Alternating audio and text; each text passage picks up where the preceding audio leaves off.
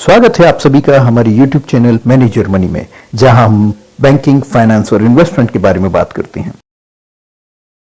अगर आपने अभी तक इस चैनल को सब्सक्राइब नहीं किया है तो सब्सक्राइब जरूर कर लें और बेल आइकन जरूर प्रेस करें ताकि आने वाले वीडियोस का नोटिफिकेशन आपको मिले। आज हम बात करेंगे बैंकिंग सेक्टर में मिलने वाली करियर अपॉर्चुनिटीज के बारे में। तो दोस्तों, बैंकिंग सेक्टर एक ऐसा सेक्टर है जिसमें एम्प्लॉयमेंट्स की बहुत ज्यादा अपॉर्चुनिटीज अवेलेबल हैं और नई नई banking companies, small finance bank, payment bank के आने के साथ साथ इसमें जॉब अपॉर्चुनिटीज बढ़ती जा रही हैं।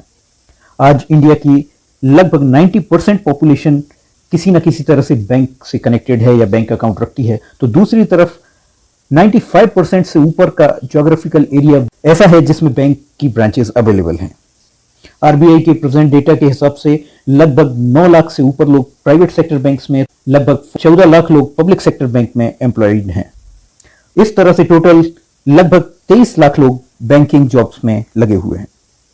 बैंक जॉब्स एक तरफ हाई पेइंग जॉब्स हैं, काफी अच्छी सुविधाएं मिलती हैं, उसके साथ ही इसमें ग्रोथ अपॉर्चुनिटीज भी अच्छी हैं। इसीलिए यह यूथ के बीच में एक काफी अट्रैक्टिव करियर ऑप्शन के रूप में एस्टेब्लिश्ड है। भारत देश में अभी लगभग 12 PSBs, 22 private sector bank, 46 foreign bank, 56 regional rural bank, तो 1485 अर्बन कोऑपरेटिव बैंक और लगभग 96,000 रूरल कोऑपरेटिव बैंक्स हैं। इसके अलावा भी अभी 10 स्मॉल फाइनेंस बैंक और 6 पेमेंट बैंक्स भी इंडिया में बिजनेस कर रहे हैं। इतने सारे बैंक्स के अलावा आरबीआई और आरबीआई की सब्सिडरीज में भी अच्छी जॉब अपॉर्चुनिटीज मिलती हैं। तो इन्हीं सब कारणों से बैंकिंग सेक्टर एक काफी अट्रैक्टिव जॉब अपॉर्चुनिटी वाला सेक्टर बन जाता है और सबसे मेजर जॉब अपॉर्चुनिटीज अभी आईटी और बैंकिंग सेक्टर में ही उपलब्ध हैं। बैंकिंग की एक और खास बात है कि इसमें बहुत अलग अलग तरह के डिपार्टमेंट होते हैं। जनरल बैंकिंग, उसके अलावा IT department, risk department, agriculture department, legal department, यहां तक कि इसमें राजभाषा जैसे भी डिपार्टमेंट्स होते हैं। इसलिए इसमें सब तरह के एस्पिरेंट्स के लिए जॉब अपॉर्चुनिटी उपलब्ध होती है। अगर आप एक ग्रेजुएट हैं, चाहे वो science, commerce, arts, engineering, medical, legal या कंप्यूटर साइंस, किसी भी तरह का फील्ड हो, तो बैंक में आपके लिए जॉब अपॉर्चुनिटी अवेलेबल हो सकती है। इसके अलावा अगर आपकी प्रोफेशनल एजुकेशन है, सीए, सीएस, आईसीडब्ल्यूएस, सीएफए, एमबीए या किसी तरह का कोर्स रिस्क मैनेजमेंट, ट्रेजरी या अन्य किसी डिपार्टमेंट में आपने किया है, वेटनरी डॉक्टर हैं, तो भी आपके लिए करियर अपॉर्चुनिटी बैंक में अवेलेबल हो सकती है। 2025 तक बैंकिंग सेक्टर में 25 लाख लोग एम्प्लॉयमेंट में होंगे। बैंकिंग सेक्टर में होने वाले रेगुलर रिटायरमेंट और नए नए डेवलपमेंट्स के कारण इसमें करियर अपॉर्चुनिटीज लगातार बनी हुई हैं। चलिए, तो सबसे पहले हम बात करते हैं गवर्नमेंट बैंक्स में करियर अपॉर्चुनिटीज की और इनमें आप कैसे सिलेक्ट हो सकते हैं। तो सबसे पहले तो इसमें एक कॉमन एंट्रेंस एग्जाम होता है जो आईबीपीएस कंडक्ट करता है और उसके द्वारा ही सभी बैंक्स में रिक्रूटमेंट होते हैं, जो नॉर्मली क्लरिकल कैडर में या पीओ यानी प्रोविशनरी ऑफिसर के कैडर में होते हैं। इसके लिए आपका किसी भी विषय से ग्रेजुएट होना जरूरी है। दूसरी तरफ पब्लिक सेक्टर बैंक भी प्राइवेट सेक्टर बैंक की तरह कभी कभी कैंपस रिक्रूटमेंट्स भी करते हैं, जिनमें बड़े बड़े मैनेजमेंट कॉलेजेस या सीए संस्थान, सीएस, आईसीडब्ल्यूए, इन सब के कैंपस रिक्रूटमेंट भी किए जाते हैं।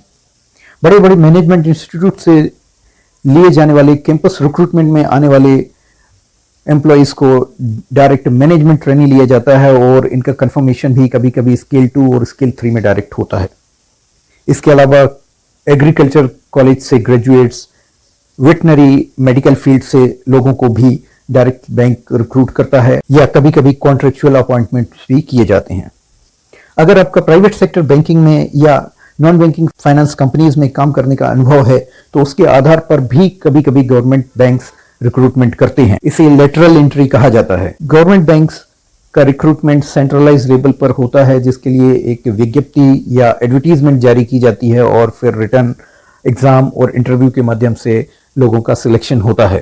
बैंकिंग प्रोफेशनल्स की बढ़ती हुई डिमांड को देखते हुए बहुत सारे बैंक्स, जिसमें ना सिर्फ पब्लिक सेक्टर बैंक शामिल हैं, बहुत सारे प्राइवेट सेक्टर बैंक्स ने भी मणिपाल यूनिवर्सिटी के साथ टाई अप करके अपने एम्प्लॉयबल बैंकिंग प्रोफेशनल्स को तैयार करने के लिए एक PG diploma in banking and finance का कोर्स तैयार किया, जिसके थ्रू वो डायरेक्ट रिक्रूटमेंट कर रहे हैं। इसके अलावा भी बहुत सारी ऐसी संस्थाएं जैसे National Institute of Banking Management Pune और IIBF, Indian Institute of Banking and Finance, भी बहुत से ऐसे कोर्सेज करा रहा है जिनको करने के बाद कई बैंक्स डायरेक्ट रिक्रूटमेंट करते हैं।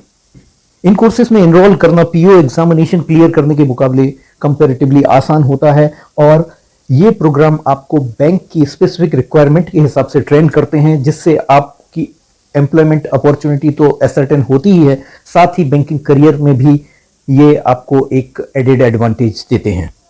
तो दोस्तों, अगर आप बैंकिंग के कंपटीशन की एग्जाम की तैयारी कर रहे हैं और आपको लगता है कि बैंकिंग एग्जाम क्लियर करके बैंक पीओ बनना उतना आसान नहीं है, तो आप इस कोर्स में एनरोल करके भी बैंकिंग पीओ बन सकते हैं। इन कोर्सेज में जो टाई अप प्रोग्राम्स हैं, इनमें PNB, bank of Baroda, union bank, Axis bank, ICICI bank, HDFC bank, ऐसे बैंक्स ने अपने खुद के करिकुलम डिजाइन करके प्रोग्राम्स बनाए हैं। ये भी 2 साल के कोर्सेज होते हैं और इन कोर्सेज को करने के बाद आप बैंक का पर्टिकुलर एग्जाम, एक सिलेक्शन एग्जाम होता है जिसके थ्रू आप इन प्रोग्राम में एनरोल होते हैं। हालांकि वो उतना कॉम्पिटिटिव नहीं होता है, आप एक बार एनरोल होते हैं और ये प्रोग्राम करने के बाद ये बैंक आपको रिक्रूट कर लेते हैं। हालांकि ये गारंटेड रिक्रूटमेंट होता है और उसके बाद आपका जॉब शुरू हो जाता है। तो इस तरह से पोस्ट ग्रेजुएशन करने के बाद, एमबीए करने के बाद, CA, CFA, CPS, certified planner आदि बहुत सारे ऐसे कोर्सेज करने के बाद अलग अलग तरह की करियर अपॉर्चुनिटीज बैंकिंग में आपके पास अवेलेबल होती हैं। इस तरह से आप इनमें से किसी भी माध्यम से भर्ती हो सकते हैं।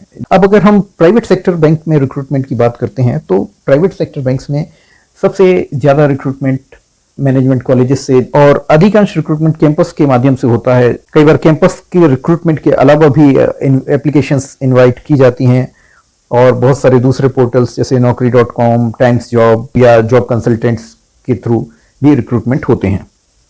क्वालिफिकेशन की अगर बात की जाए तो एमबीए क्वालिफिकेशन को हर जगह प्रेफर किया जाता है। पब्लिक सेक्टर बैंक में अगर यह रिक्रूटमेंट का क्राइटेरिया ना भी हो तो भी आपके करियर प्रोग्रेशन में आपका एमबीए होना काफी इंपॉर्टेंट होता है। किसी भी तरह का फाइनेंशियल प्रोफेशनल कोर्स जैसे एमबीए, सीए, सीएस, आईसीडब्ल्यूए, आईसीएफए, इस तरह के कोर्सेज से आपको करियर में ग्रोथ आसानी से मिल पाती है। प्राइवेट सेक्टर बैंक में इन कोर्सेज का और भी ज्यादा इंपॉर्टेंस होता है। प्राइवेट सेक्टर बैंक्स में अगर आप कॉन्ट्रेक्चुअल जॉब्स में भी अपने आप को एनरोल कर लेते हैं तो भी कुछ टाइम के बाद मैक्सिमम प्राइवेट सेक्टर बैंक्स अपने कॉन्ट्रेक्चुअल एम्प्लॉयज को एब्जॉर्ब कर लेते हैं, या आप उनके एक्सपीरियंस के बेस पर दूसरे प्राइवेट सेक्टर बैंक में जॉब पा सकते हैं। अभी तक हमने एलिजिबिलिटी क्राइटेरियाज और सिलेक्शन प्रोसेस के बारे में बात की। अब हम इन जॉब्स में मिलने वाले रेम्यूनरेशन और इंसेंटिव्स के बारे में बात कर लेते हैं। तो जहां पब्लिक सेक्टर बैंक्स में शुरुआत अगर आप पीओ से करते हैं तो आपकी इनिशियल पे, ग्रॉस पे जो है अभी इनिशियल 50,000 से ऊपर होती है। हालांकि पब्लिक सेक्टर बैंक्स काफ़ी फैसिलिटीज़ देते हैं जिनको अगर मोनिटाइज किया जाए तो एनुअल पैकेज 8 से 10 लाख रुपए तक का हो जाता है। तो वहीं अगर आप किसी मैनेजमेंट इंस्टीट्यूट से भी हैं तो प्राइवेट सेक्टर बैंक में भी आपको 4 लाख से 15 लाख तक का पैकेज आपकी क्वालिफिकेशन के आधार पर ऑफर किया जा सकता है। लेकिन जैसे जैसे आपका एक्सपीरियंस बढ़ता है, करियर प्रोग्रेशन के हिसाब से प्राइवेट सेक्टर बैंक्स में रेम्यूनरेशन या सैलरी आपकी काफ़ी तेजी से बढ़ती है। वहीं पब्लिक सेक्टर बैंक्स में इसमें ग्रोथ काफ़ी धीरे धीरे होती है और टॉप मैनेजमेंट में भी पहुंचने के बाद आपकी सैलरीज बहुत ज़्यादा नहीं होती हैं अगर आप इसको प्राइवेट सेक्टर बैंक के टॉप मैनेजमेंट से कंपेयर करते हैं।